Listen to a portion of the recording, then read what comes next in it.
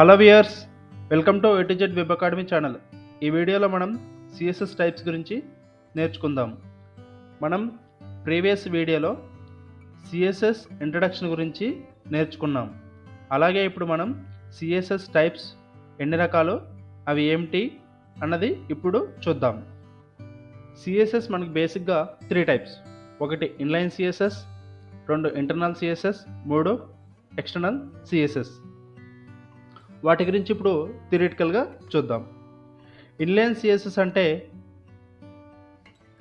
With in the HTML ట్యాగ్లో style ట్యాగ్ని open చేసి స్టైల్ ప్రాపర్టీస్ని క్రియేట్ చేయడాన్ని మనం ఇన్లైన్ CSS అని అంటాం.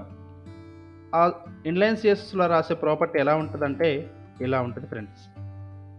అంటే HTML ట్యాగ్లో విత్ ఇన్ ద ట్యాగ్లో ఈ స్టైల్ ట్యాగ్ని ఓపెన్ చేసి మనకి ఏ CSS ప్రాపర్టీస్ అయితే కావాలనో ఆ ప్రాపర్టీస్ని మనం ఈ బిట్వీన్ ద కొటేషన్లో రాస్తాం. దాన్నే మనం ఇన్లైన్ CSS అని అంటాం. అలాగే ఇంటర్నల్ CSS అంటే మనకి క్రియేట్ చేయబడినటువంటి వెబ్ పేజ్లో open style tag, closing style tag between the ట్యాగ్లో రాసేటువంటి CSS ప్రాపర్టీస్నే మనం ఇంటర్నల్ CSS అని అంటాం.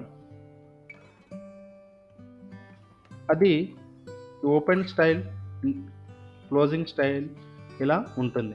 ఈ బిట్వీన్లో రాసేటువంటి CSSని మనం ఇంటర్నల్, ఎక్స్టర్నల్ CSS అని అంటాం. ఇప్పుడు లాస్ట్దే ఎక్స్టర్నల్ CSS అంటే మనకి .cssతో క్రియేట్ చేయబడినటువంటి CSS ఫైల్ని .cssతో క్రియేట్ చేయబడినటువంటి CSS అంటే ఇక్కడ మనం నేమ్ ఏదైనా ఇచ్చుకోవచ్చు, స్టైల్ ఆర్ హోమ్ స్టైల్, మనం ఏ నేమ్ ఏదైనా ఇవ్వచ్చు. బట్ ఎక్స్టెన్షన్ మాత్రం .css తోటి సేవ్ చేసుకోవాలి. ఈ CSS ఫైల్ని మనం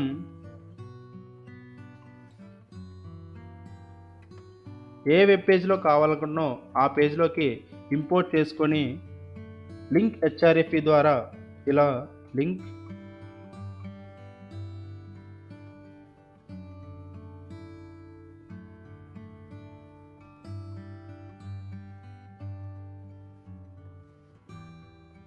ఇంపోర్ట్ చేసుకోవడాన్నే మనం ఎక్స్టర్నల్ CSS అని అంటాం. ఇప్పుడు మనం ప్రాక్టికల్గా చూద్దాం. ఇక్కడ మనకి index.html ఫైల్, ఒక HTML ఫైల్ అనేది ఉంది. ఇప్పుడు ఇక్కడ నేను దీనికి ఇన్లైన్ CSS అనేది అప్లై చేస్తున్నా. సో ఇన్లైన్ CSS అనేది ఎలా అప్లై చేస్తున్నా చూద్దాం. ఇక్కడ స్టైల్ ట్యాగ్ ఓపెన్ చేసి ఈ బిట్వీన్ ద ట్యాగ్లో నేను ఈ బాడీకి ఒక బ్యాక్గ్రౌండ్ కలర్ అనేది అప్లై చేస్తున్నా. బ్యాక్గ్రౌండ్ కలర్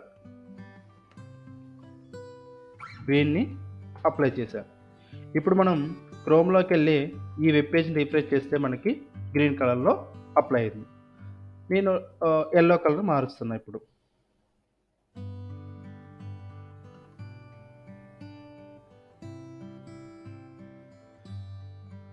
ఇప్పుడు మనకి ఇక్కడ ఫాంట్ కూడా అప్లై చేస్తున్నా. ఇక్కడ ఫాంట్ కలర్ మనకి బ్లాక్లో ఉంది. కలర్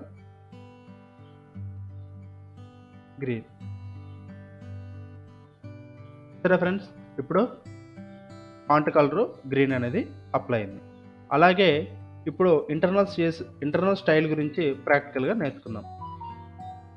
మనకి ఇంటర్నల్ స్టైల్ అనేది ఒక హెడ్ ట్యాగ్లోనే కాదు, విత్ ఇన్ ద పేజ్ బాడీలో ఎక్కడైనా రాసుకోవచ్చు. బట్ యాజ్ అ ప్రొఫెషనల్గా అయితే మాత్రం మనం ఓన్లీ హెడ్ ట్యాగ్లోనే స్టైల్ ప్రాపర్టీస్ని అప్లై చేస్తాం. ఇప్పుడు ఇంటర్నల్ CSSని నేను ఇక్కడ క్రియేట్ చేస్తున్నా. బాడీకి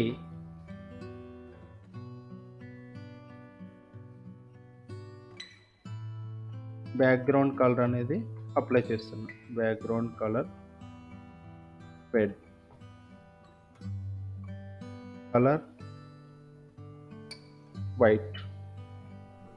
సో ఇప్పుడు ఇంటర్నల్ CSSలో బాడీకి నేను CSS ప్రాపర్టీస్ని అప్లై చేశాను. చూసారా ఫ్రెండ్స్, ఇక్కడ ఇంటర్నల్ CSS అనేది అప్లై చేశాను. ఇప్పుడు నేను హెడ్ ట్యాగ్లో కాకుండా బాడీ బిలో ట్యాగ్లో కూడా అప్లై చేస్తున్నా. చూసారా, ఇక్కడ కూడా చేసినా కానీ సిఎస్ఎస్ ప్రాపర్టీస్ అని అప్లై అయ్యాయి. బట్ మనం ప్రొఫెషనల్గా అంటే మనకి ఒక వెబ్ పేజెస్ రూల్స్ ప్రకారం హెడ్ ట్యాగ్లోనే మనం ఇంటర్నల్ సిఎస్ఎస్ అనేది అప్లై చేయాలి. సిఎస్ఎస్ అనేది మనం ఇక్కడే అప్లై చేయాలి. ఇప్పుడు మనం ఎక్స్టర్నల్ సిఎస్ఎస్ గురించి ప్రాక్టికల్గా నేర్చుకుందాం. ఇక్కడ ఆల్రెడీ స్టైల్ డాట్ సిఎస్ఎస్ ఉంది కాబట్టి నేను దీన్ని డిలీట్ చేస్తున్నాను ఫ్రెండ్స్. ఇప్పుడు నేను కొత్తగా ఒక ఫైల్ క్రియేట్ చేస్తున్నాను. దానికి ఫైల్ నేమ్ స్టైల్ అని పెట్టుకున్నాను. ఎక్స్టెన్షన్ డాట్ సిఎస్ఎస్ తోటి క్రియేట్ చేశాను. ఇక్కడ నేను బాడీకి బ్యాక్గ్రౌండ్ కలర్ అనేది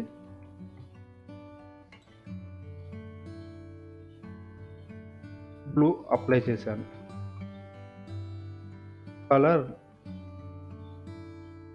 గ్రీన్, ఎల్లో అప్లై చేశాను.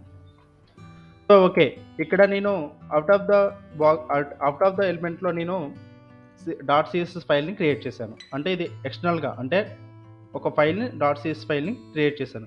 బట్ ఈ సిఎస్ఎస్ నేను ఇక్కడ ఇంపోర్ట్ చేయాలి అంటే మీకు ఆల్రెడీ చెప్పాను, మనకి లింక్ హెచ్ఆర్ఎఫ్ఈ ద్వారా రిలేషన్ స్టైల్ షీట్ హెచ్ఆర్ఎఫ్ఈ మనకి ఫైల్ నేమ్ ఏముంది, స్టైల్ డాట్ సిఎస్ఎస్. ఇలా క్లోజ్ ట్యాగ్ తోటి లింక్ హెచ్ఆర్ఎఫ్ఈ ద్వారా మన ఎక్స్టర్నల్ సిఎస్ఎస్ని ఇంపోర్ట్ చేసుకుందాం. ఇప్పుడు చూసారా ఫ్రెండ్స్, మనకి background blue colour and heading tag yellow colour apply అయింది. సో ఇది ఎక్స్టర్నల్ సిఎస్ఎస్ అంటాం. ఓకే ఫ్రెండ్స్, మనం inline CSS, internal CSS, external CSS థియరిటికల్గా అండ్ ప్రాక్టికల్గా నేర్చుకున్నాం. ఇంకొక చిన్న కాన్సెప్ట్ ఇక్కడ నేర్చుకున్నాం ఫ్రెండ్స్. ఇప్పుడు నేను ఒక బాడీ ట్యాగ్కి ఇన్లైన్, ఇంటర్నల్, ఎక్స్టర్నల్ 3 అప్లై చేసినప్పుడు ఫస్ట్గా ప్రియారిటీ ఏ తీసుకుంటుంది. ఇక్కడ నేను మీకు ప్రాక్టికల్గా చూపిస్తాను. Style body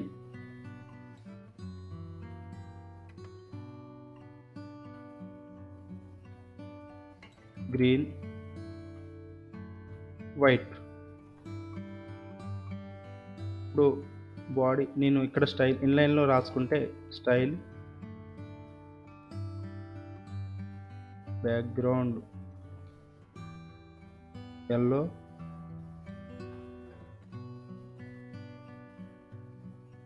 colour green. ఇప్పుడు ముందుగా మనకైతే ఇన్లైన్ సిఎస్ అప్లై అవుతుంది. చూసారా ఫ్రెండ్స్, మనకి background colour yellow, font colour green. So ఈ 3 సిఎస్ఎస్ని అంటే ఈ ఇన్లైన్, ఇంటర్నల్, ఎక్స్టర్నల్ సిఎస్లో చూసుకున్నాడు మాత్రం మనకి ఇన్లైన్ సిఎస్ఎస్ అనేది ఫస్ట్ అప్లై అవుతుంది.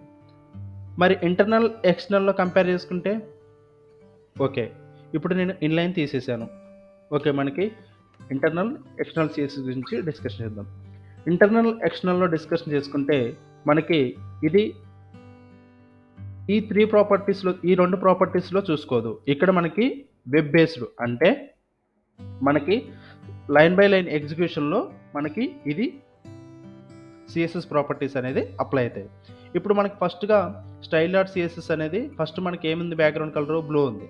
ఇక్కడ మనకి సెకండ్ ఇంటర్నల్ సిఎస్ఎస్లో వచ్చేసరికి గ్రీన్ ఉంది. ఇప్పుడు ఏమైందంటే మనకి ఫస్ట్ సిఎస్ఎస్కి సెకండ్ సిఎస్ఎస్కి ఓవర్కమ్ అవుతుంది. ఇప్పుడు ఫర్ ఎగ్జాంపుల్ నేను